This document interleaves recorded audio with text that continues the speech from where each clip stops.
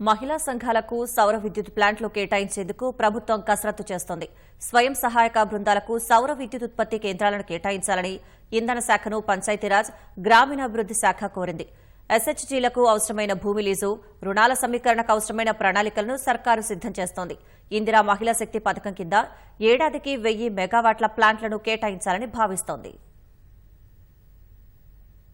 రాష్ట్రంలోని స్వయం సహాయక బృందాలకు సౌర విద్యుత్ ఉత్పత్తి కేంద్రాల్ని కేటాయించేందుకు ప్రభుత్వం ఏర్పాట్లు చేస్తోంది. ఇందిరా మహిళా శక్తి పథకంలో సౌర విద్యుత్ ప్లాంట్లు కేటాయించాలని పంచాయతీరాజ్ గ్రామీణాభివృద్ది శాఖ మంత్రి సీతక్క ప్రతిపాదించారు. మంత్రి సీతక్క ఆదేశాల మేరకు ఈ ఆర్థిక సంవత్సరంలోనే 1000 మెగావాట్ల ఉత్పత్తి బాధ్యతల్ని మహిళా సంఘాలకు ఇవ్వాలని కోరుతూ ఇంధన శాఖ కార్యదర్శికి పంచాయతీరాజ్ గ్రామీణాభివృద్ది శాఖ కార్యదర్శి లోకేష్ కుమార్ ప్రతిపాదనలు పంపించారు.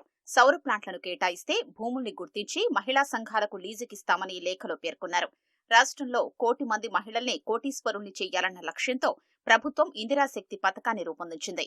ఇందిరాశక్తి పథకంలో స్వయం సహాయక సంఘాల్ని 17 వ్యాపారాల్లో ప్రోత్సహించాలని నిర్ణయించారు. అందులో సౌర విద్యుత్ ఉత్పత్తి వ్యాపారులుగా మహిళల్ని తీర్చిదిద్దాలని ప్రభుత్వం భావిస్తోంది. 1 మెగావాట్ సౌర విద్యుత్ ప్లాంటుకు సుమారు 3 కోట్ల రూపాయలు ఖర్చవుతాయని అంచనా. దీనిలో మహిళా సంఘాలు 10% భరిస్తే మిగతా 90% బ్యాంకు రుణాల ద్వారా నిధులు సమీకరించాలని ప్రభుత్వ ప్రణాళిక. 1 మెగావాటు ఉత్పత్తిపై ఏటా 30 లక్షల రూపాయల ఆదాయం వచ్చే అవకాశం ఉంది.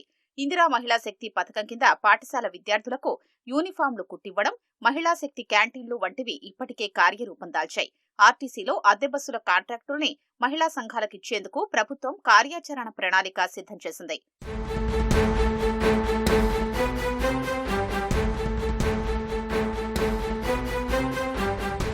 మహిళలకు సౌర విద్యుత్ ప్లాంట్ల కేటాయింపుపై ఉప ముఖ్యమంత్రి విద్యుత్ శాఖ మంత్రి భట్టి విక్రమార్క ఉన్నతాధికారులతో చర్చించారు. ఇందిరా మహిళా శక్తి పథకంలో 4 ఏళ్లలో స్వయం సహాయక సంఘాలకు 4000 మెగావాట్ల సౌర విద్యుత్ ఉత్పత్తి ప్లాంటు కేటాయించేందుకు అవసరమైన చర్యలు తీసుకోవాలని అధికారుల్ని ఉప ముఖ్యమంత్రి భట్టి విక్రమార్క ఆదేశించారు. ఎస్హెచ్జీ సమాఖ్యలకు అవసరమైన భూముల్ని గుర్తించడంతో పాటు రుణాల సమీకరణ కోసం బ్యాంకర్లతో సమావేశం ఏర్పాటు చేయాలని అధికారులకు డిప్యూటీ సీఎం చెప్పారు.